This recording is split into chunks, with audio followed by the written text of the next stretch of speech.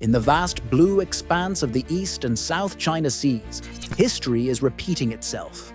Only this time, the ships are faster, the stakes are higher, and the tension cuts deeper. What began as scattered skirmishes over reefs and rocks has evolved into one of the most volatile power struggles of the modern age. A high-stakes play between a rising China and a wary world watching from the wings. From the Johnson Reef clash in 1988 to the ongoing confrontations of 2023, every wave seems to carry echoes of both ambition and anxiety. What's unfolding is more than a territorial dispute. It's a grand geopolitical story, shaped by pride, history, and power. The stage was set back in 1982, when the United Nations Convention on the Law of the Sea, UNCLOS, laid down the rules for maritime rights. But those lines on paper were soon challenged at sea. In 1988, China and Vietnam's deadly encounter at Johnson Reef left 3 Vietnamese ships sunk and marked a turning point in regional geopolitics. 4 years later, China doubled down with its 1992 law on the territorial sea, claiming nearly the entire South China Sea based on historical rights. By 1996, the confrontation had reached Philippine waters at Mischief Reef, where Chinese vessels and the Philippine Navy faced off. Despite diplomatic efforts, such as the 2002 ASEAN-China Declaration on the Conduct of Parties, Beijing's ambitions only deepened. The East China Sea, too, became a hot zone, with Japan and China sparring over the Senkaku/Diaoyu Islands and disputed gas fields, even after a 2012 energy cooperation deal. The Philippines, refusing to stay silent, brought the matter before an international tribunal. In 2016, it scored a historic legal victory when The Hague ruled China's sweeping claims invalid under UNCLOS. But that didn't stop Beijing. Missiles appeared on the Paracel Islands in 2016. Warships shadowed US patrols in 2018. And by 2023, China's new 10-dash map reignited anger across ASEAN, even drawing protests from India, Japan, and Taiwan. Meanwhile, the United States deepened defense ties with regional allies, as the Philippines, Japan, South Korea, and Taiwan began discussing possibilities once unthinkable: a joint defense pact or coordinated maritime security network. At the heart of it all lies a theory as old as power itself, the Thucydides Trap, coined by political scientist Graham Allison. It warns that when a rising power like China threatens to overtake a dominant one, the United States, the path often leads to conflict. As Singapore's founding father, Lee Kuan Yew, once said, "The challenge for America is to manage China's rise without war. But China will never accept a world where it remains subordinate." The irony is stark. The world's oldest civilizations, with millennia of wisdom, now find themselves teetering on the edge of the oldest mistake: power's refusal to share space. In this tense maritime chess game, small nations like the Philippines, Vietnam, and Taiwan are learning the hard lesson of survival. Be smart, stay united, and never drift too far from the law that guards your waters. Because in the East and South China Seas, it's not just about who controls the ocean, it's about who controls the future it carries. The standoff at sea grows sharper by the day. When a US Navy vessel sailed through contested waters, China's Navy swiftly intercepted and ordered it to leave, claiming the maneuver violated its sovereignty and national security. But the encounter was more than a simple warning. It was a glimpse into a region brimming with military muscle and maritime ambition. Among the nations bordering these restless seas, Japan stands out as the most militarily advanced power in the Far East. It's Japan's Self-Defense Forces, JSDF, built under a post-war constitution that once renounced warfare, have quietly evolved into one of the most sophisticated militaries on Earth. Japan's Maritime Self-Defense Force, MSDF, commands a fleet of over 150 modern warships, including Aegis-equipped destroyers, stealth frigates, and advanced submarines, rivaling even major Western navies. Above the waves, its Air Self-Defense Force, ASDF, fields more than 500 aircraft. Among them, F-35A, Lightning II stealth fighters, while the Ground Self-Defense Force, GSDF, protects the homeland with state-of-the-art tanks, armored vehicles, and artillery systems. Backed by a $52 billion defense budget, Japan's role stretches far beyond self-defense. It takes part in freedom of navigation operations, FONOPS, challenging China's maritime claims, joins joint military exercises with allies like the US, the Philippines, and Vietnam, and invests heavily in maritime surveillance and intelligence sharing to keep regional waters open and secure. Across the strait, Taiwan stands as a defiant and determined force.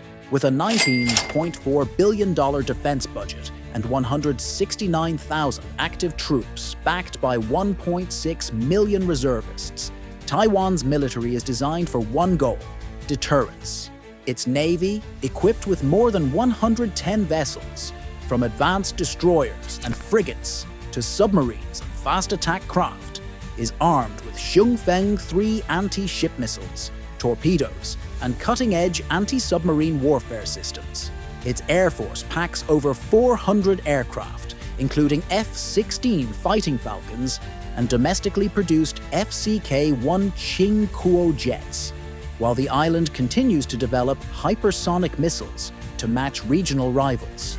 Taiwan's defense doctrine thrives on partnerships. It actively coordinates with the US, Japan, and Australia to strengthen collective security and maritime awareness. To the north, South Korea wields one of Asia's most powerful militaries. A blend of precision, discipline, and technological edge, the Republic of Korea Armed Forces, ROKAF, maintain a massive army of over 618,000 soldiers, bolstered by a navy, ROKN, of more than 160 warships and an air force flying roughly 600 aircraft, including the latest generation of stealth fighters. Together, they form a bulwark of defense in the East China Sea, capable of responding to both conventional and emerging threats. In this charged maritime arena, where China asserts, the US challenges, and its neighbors prepare, every patrol, every exercise, and every ship launch ripples far beyond national borders. Because in the Pacific today, the question is no longer who has the most firepower, it's who dares to use it first. In East Asia, the sea is more than just a border. It's a battlefield of ambition. From Seoul to Manila and from Beijing to Washington, nations are racing to modernize, expand, and prepare for a storm that may one day break beyond the horizon. South Korea is one of the region's fastest risers. With a $43.1 billion defense budget for 2023, Seoul isn't just keeping pace, it's setting its own course. The government is pouring resources into the KF-21 Boramae fighter jet, as well as Lockheed Martin's F-35A and F-35B aircraft, pushing hard toward industrial and technological independence. South Korea isn't simply building weapons, it's building a future where it can shape, not just survive, the region's shifting security landscape. Meanwhile, in the Philippines, the urgency feels closer to home. Tensions with China have turned physical, highlighted by a recent collision between Chinese ships and a Philippine military supply vessel. The message hit harder than the impact. The Philippines must modernize or risk losing its voice in its own waters. General Romeo Brawner, Chief of Staff of the Philippine Army, summed it up clearly. We need to strengthen our defensive posture to defend our territory. Under the revamped Horizon 3 modernization plan, Manila is investing in multi-role fighter jets, radars, frigates, missile systems, helicopters, and even its first submarine fleet. A massive leap for a nation that has long relied on diplomacy over deterrence. With a 2024 defense budget of $4.1 billion, the Philippines may not outspend its neighbors, but it's determined to outprepare them. As one Filipino officer put it, "We have a lot more to do, and our people are counting on us." Long before these new strategies, an American naval theorist, Alfred Thayer Mahan, understood the truth about power at sea. His 1890 classic, The Influence of Sea Power Upon History, argued that nations thrive or fall based on their command of the oceans. England rose because its geography forced it to sail. France faltered because its wealth kept it anchored inland. Mahan's lesson was simple. Whoever controls the sea controls history, and few nations have taken that lesson more seriously than China. In April 2023, the Shandong Carrier Battle Group simulated airstrikes near Taiwan, a show of force that underlined Beijing's transformation from a coastal defense fleet to a blue water navy with global ambitions. Its newest aircraft carrier, the Fujian, equipped with catapult systems for long-range fighter missions, signals a shift toward power projection, the ability to strike, sustain, and dominate far beyond home shores. Supporting ships like the Chaganhu, a massive Type 901 supply vessel, extend that reach even further, enabling operations across oceans rather than just within them. China's navy now boasts over 340 warships, already the largest in East Asia. And it's not stopping there. US Department of Defense projections estimate 400 ships by 2025 and 440 by 2030. Each launch is another step toward a future where Beijing commands not just the South China Sea, but the shipping lanes and trade arteries that bind the world. China's strategic goals are clear: deter Taiwan and control its surrounding seas, secure vital trade routes and energy corridors, push back against US influence in the Western Pacific, and establish a global network of naval footholds from Cambodia to Cuba. Through projects under the Belt and Road Initiative, China is extending its maritime reach into the Indian Ocean, Latin America, and even the Caribbean, raising concerns across the globe. While Beijing insists these bases are for logistics, analysts warn they're the cornerstones of a growing global naval grid, one designed for control, not convenience. This expansion echoes a strategy once imagined by American diplomat John Foster Dulles during the Korean War, the island chain strategy, aimed at containing Soviet and Chinese power with a ring of bases across the Pacific. Ironically, 70 years later, the same strategy that once encircled China may now be inspiring it. The ocean doesn't forget, it just changes hands. And in this modern maritime chess match, every ship launched and every reef claimed is another move in a game that's as old as power itself, and far from over. In the vast expanse of the Pacific, strategy is drawn not just on maps, but on invisible lines of power. For the United States, the island chain strategy has long been the backbone of its military reach in the Far East. For China, those same lines represent something entirely different, a tightening noose of encirclement. The strategy itself unfolds in layers, 5 chains, each stretching farther into the world's most contested waters. The first island chain, built during the Cold War to contain the Soviet Union, forms the front line of deterrence, linking South Korea, Japan, Taiwan, and the Philippines. Beyond it lies the second chain, a deeper US defense perimeter stretching across the Pacific, followed by the third chain, arcing toward Oceania.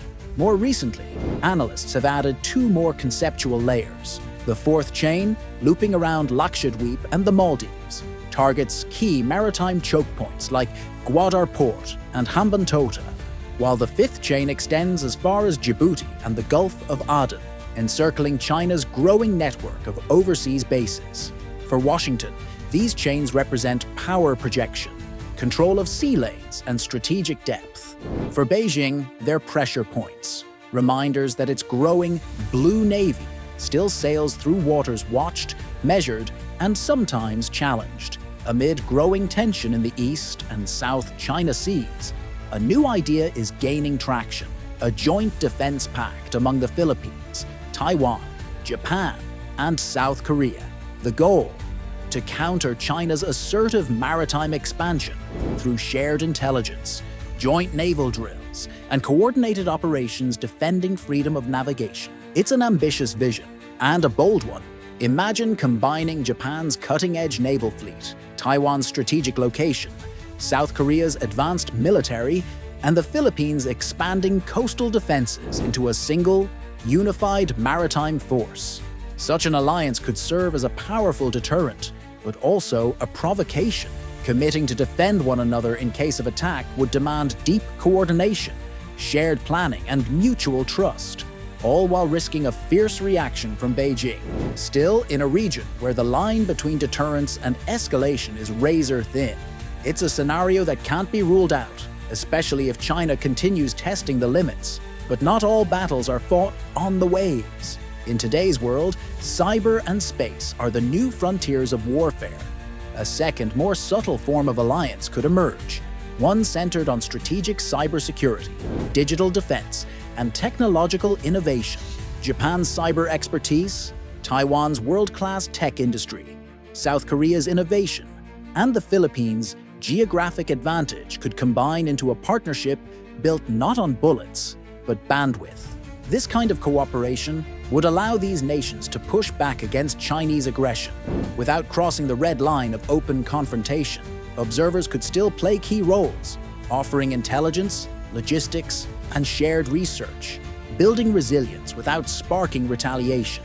In the churning waters of the East and South China Seas, the stakes couldn't be higher. China's rise, its blue navy ambitions, and the echo of the Thucydides Trap, the ancient warning that rising powers inevitably collide with ruling ones, set the tone for what's next.